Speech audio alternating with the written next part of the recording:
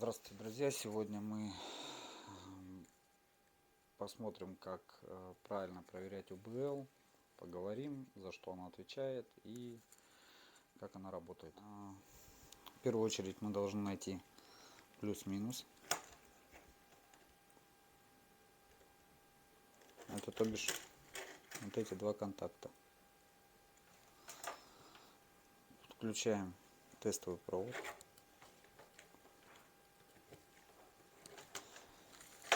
Включаем 220. Делаем имитацию закрытия замка.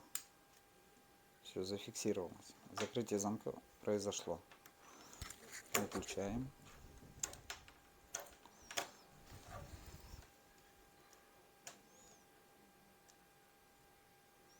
Соответственно, сейчас мы проверяем контакт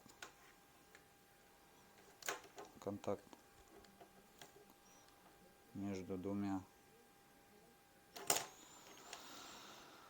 У нас был плюс-минус вот эти контакты. Сейчас мы перемкнули. У нас теперь вышел на этот контакт цепь питания. Вот. Сейчас ждем 2 минуты. Как и всегда, мы слышим щелчок у стиральных машин. Если это происходит, значит, было полностью рабочее.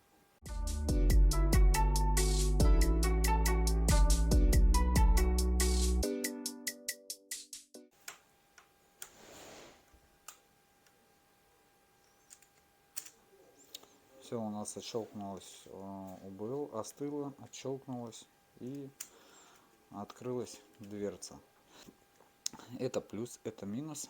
А этот контакт, когда закрывается УБЛ, зафиксирована дверь, с этого контакта идет питание на модуль управления. И модуль управления видит, что дверь заблокирована. И, соответственно, начинает цикл стирки.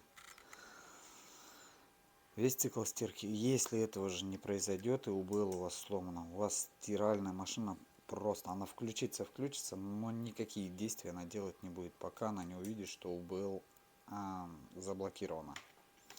УБЛ расшифровывается устройство блокировки люка. Убедительная просьба ко всем, кто любитель посмотреть YouTube.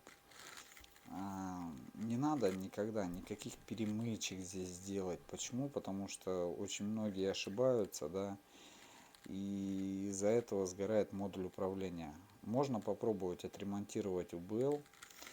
Это вот конкретно вот здесь находится болтик.